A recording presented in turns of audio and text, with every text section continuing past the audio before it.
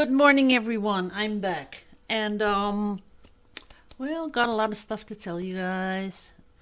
So I'll be chatting while we're doing this little painting. What I'm going to do is I'm going to flood the canvas with a base color. In the base color, no silicone. And I'll explain that because I get a lot of questions about that. The base color is the color that is going to be the negative space. So what you don't want is all those little dents and dimples in the base color. So that's why there's no silicone in the first color I put on the canvas. Now I have these colors, and these all have silicone, every single one, even the silver. So they all have silicone. And then I always get the questions, what colors do you use? And I'm sorry, but they're all mixed colors because I don't really like using colors out of the tube or jar or whatever. I like mixing them up because it just gives that little bit of extra. No one has the same colors, so it makes your piece a little bit unique.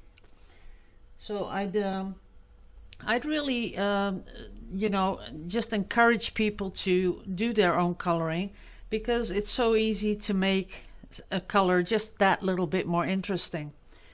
Many times I've talked about this color. This is I use Winsor & Newton Galleria, and this one is the permanent green, but I add a little bit of yellow to make it just that little bit more interesting. Now, if I were to want something a little bit darker than this, of course I'd add something like Prussian blue because that will darken it, but it'll keep the green color. These colors, these two, they are turquoise colors. One is slightly off to the green side, one is slightly off to the blue side. And you mix phthalo blue and green with titanium white. And depending on how much green or blue you put in, that's when your colors are going to go to the blue side or the green side.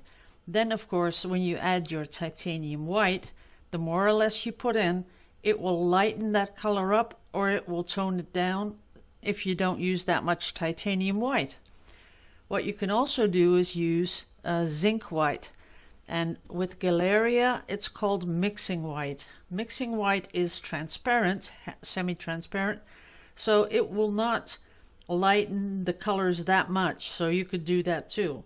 But I just like using titanium. Now this one is cyan blue with titanium. So is that one, but this one is a little bit more muted. This one is a little bit more fresh. And this one is Prussian blue. So those are the colors I'm using. The silicone I use is pure silicone, and I'd like to use pure silicone because I know in the beginning of my videos I used spray silicone because I couldn't get anything else, and I know it's difficult to find that in stores, but if you go online on eBay, whatever, or if you live in Europe, you can buy it in my shop. Dimethicone is pure silicone. So it does not have all those additives that they put in the spray silicone. Spray silicone, they put graphite in and they put all sorts of different substances into the silicone because it's made to spray on squeaky hinges or the door lock or whatever. But it's made so that metal will sort of go over metal a little easier, or it will dissolve a little bit of the rust or whatever. So there's a lot of stuff in there that is not very good if you're torching it, and by torching it, it creates a little bit of fumes maybe because you torch too much and you're inhaling that, and that's not good. You can use it, but then I would always say use a full face respirator before you go torching anything. The torch, on the other hand, I still get questions about the torch. The torch is just a normal creme brulee torch. Nothing interesting about it. It's this one is $8, really cheap. I've had this one a pretty long time. Usually I do about 2 to 3 months, and then this is so full of paint that it doesn't work anymore. And of course you could go pick it off with some sort of a little knife. You could peel it off, but you know, then it starts to do stuff that I don't like. So $8 and you have a new one. This one is used, and this is the question I get the most. What does the torch do? When you have silicone in your paint, the silicone for me creates the cells. Then when you pour, the silicone is in the paint. Then by warming the paint, and I'm really saying warming, don't torch it like that, just, you know, go over it like that or like that. Movement is good. It pulls the silicone up through the colors, through the layers, and that creates those cells that we all like so much. So I think I did a pretty good job explaining the whole process. The mix I'm using, that's the one thing I didn't talk about. The mix that I use is still the same. If I'll put it under in the information once more. It's just Vallejo pouring medium. It's PVA glue with a little bit of water and gloss medium. If I'm doing a bigger pour, I will sometimes put in Floetrol, because Floetrol really does give those cells a little bit more of a double ring around them, and sometimes I really like that. But you don't really need Floetrol, but it just adds a little bit to the definition of the cell. So what we're going to do is we're going to start doing this, and I will tell you about my week. So I've been watching two court cases, and the one is all the names I'm not pretty sure of, but Dan Markle, he was killed. He was a law professor. He was divorcing or divorced his wife. His wife was not so happy with that she couldn't move with the children too close to her parents. She didn't like that. There was talk about they wanted to give him a lot of money so that he would allow that, but he wouldn't be doing that because, yeah, I don't think he wanted that to happen. Then all of a sudden, he gets shot in his driveway by someone, two guys in a Prius, I think it was. And, well, that started pretty much the case. This happened like years and years ago. So they got tapping phones and all kinds of things, and then all of a sudden you get, you know, the case is going to court, and they found out that a woman that the in-laws knew, she had been dating their son, but she had ties to really bad people, so they thought that she initiated the whole thing, the hit, and they just went and you know, sort of, I don't know how you call it, but they had to go to court. They just declared a mistrial on her, but the guy that they think, you know, did the hit, he is just guilty, and he's going down really long. It's going to be life or the death penalty. So, and really, guys, I don't know how you guys really, I don't know, but for me, I'm thinking, you know, this is so crazy that you see everything real time. It's just amazing. I'm just mesmerized, and I'm glued to my iPad because of the the way that plays out. They let you hear the wiretaps and all kinds of stuff, and I'm thinking, wow, this is unreal. So, and now I found out there are podcasts about the whole thing where they really explain it into depth about how that works. So, and all the evidence they gathered and all that kind of stuff. And that was really, that is crazy. You'd never hear that over here. That's all privacy stuff. But there in America, I guess you can do that. So I'm pretty much glued, like I said, to my iPad, and I'm following a lot of cases at the moment. It's called Court TV, and everyone can get it, I suppose, because I'm in Holland and I can just log on in. And you get to follow all these cases, and the good thing is it starts when I get home from work, so I don't have to miss anything. I do other things in between, but you know, that's on. And the next case that we're going to be following is the one where this doctor, holistic doctor, she went on vacation with her family, 2 daughters and her husband. She had to go back a day early. The 2 kids and the dad went to the in-laws, and she got home and she really got bludgeoned to death. They really took a hammer and really smacked the life out of her. And after a while, they think the husband did it. So that's a case that's coming up too. And I'm really a sort of an addict when it comes to that sort of stuff, because I really think it's interesting how that all folds, you know, unfolds, and all the wiretaps and all the evidence that is brought to court. And then I'm really I'm really a maniac about that stuff. I'm thinking, you know, how many people in Holland, if you were to ask them what is a sequestered jury, I would like to know how many people could answer that question. I don't think very many, because you know, you don't hear that over here because we don't have juries, first off. But in the case of the one I just told you about, Dan Markle, the jury was sequestered again. So that's, for me, really, really, really strange that they can do that to you. And I heard the other case where the doctor got you know, killed. They asked the jury, you know, when they do the jury thing where they ask all those questions before they appoint you to the jury, they asked if the people were for or against the death penalty. So it's pretty important that you're not totally against it, because then, you know, you'd know on forehand that, you know, they'd never do the death penalty, because someone would say, no, I'm not going to do that.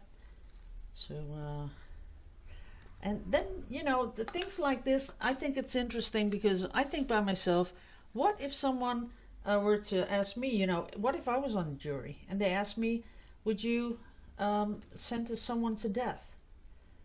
I think that is really, really something that I don't think so. I don't think I could do that. It depends. I don't know. But that's something you have to think about when you have jury duty, right? So you never know what kind of case is going to come up, and then they're going to ask you these questions, and you better know what you're getting yourself into. So it's better to be honest than just say, you know, I don't believe in the death penalty. Some did that. Some people said, no, I don't believe in killing a human being, so I would be totally against it. And then they even asked, what if you were on the jury and it was the death penalty? Would your family hold it against you that you also voted for the death penalty? That's a good question. Very interesting. So if you got a spare time, I think check it out, Court TV. It's www.courttv.com. Very interesting. Oh hey, we're ready. So I'm gonna put these on here. I'm gonna be pulling one that side, the other one that side. I have one in the middle, and I'll be doing a middle bit because I want this a little bit thinner. Yeah, really, right. I'm telling you what I want, but we're not sure we're gonna get that, huh? I've heard you guys talk about that too, about, you know, sitting in your studio, mixing your paint, and then thinking, that's what I'm going to do, and it's going to look like this, and then all of a sudden it's not going to look like that at all. So putting in a little bit more paint, because I'm going to be helping it off. Ooh, that is pretty. But we need it back there, because I don't want it all slipping off the canvas. Ew, that's pretty too. And then the one in the middle. Okay, worked out fairly like I was thinking, but I'm doing some quick tilting here. Oh, there we go. That's kind of nice. Okay.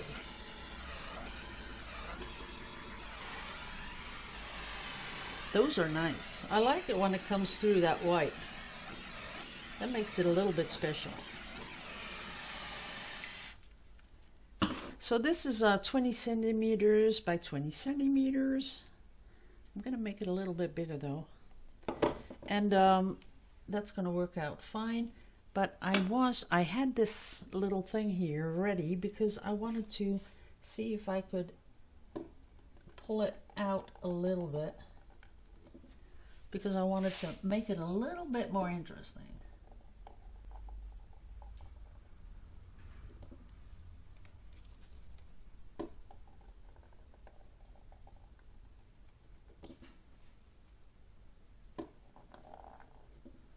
It does make it just that little bit more interesting, I think.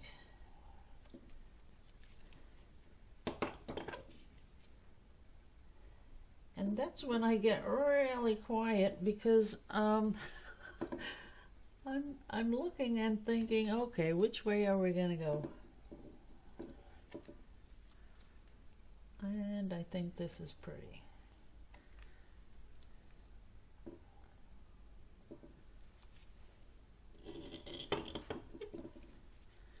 I don't want all little ones, but just a few of these, you know, like it's grabbing onto the canvas. Because I do think the colors are ocean inspired, and I can imagine some sort of a little creature. And then this is what I'm thinking in my head, that that'll look good, because I want some down the side, of course. And down there. And I'm going to be doing a, I really saw something really pretty, but it's on a really big canvas, really big. And it's just painting with the paintbrush, so I'm going to do that too. Okay. Is that different? I think so. I sort of like the things coming out. Let me see here.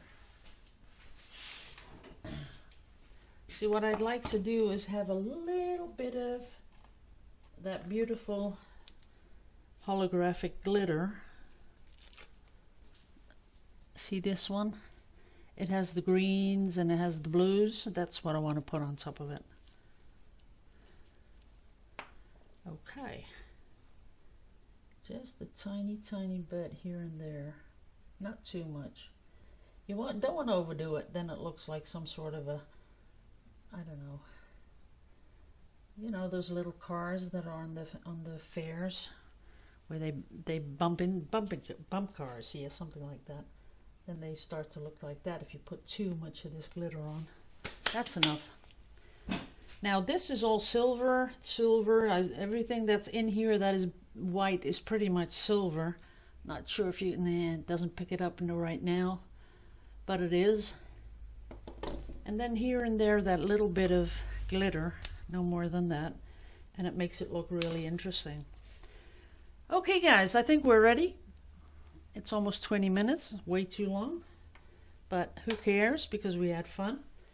And so if you find yourself and you have nothing to do, go over to Core TV, and maybe you don't even know it, and you're missing out on some really weird stuff.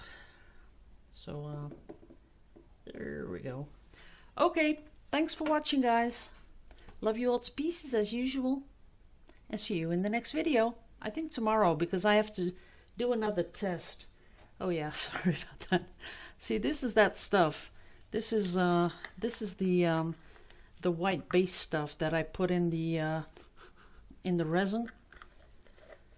So I'm gonna do another test tomorrow, and I'll meet you then. Okay? Love you all to pieces. Bye bye.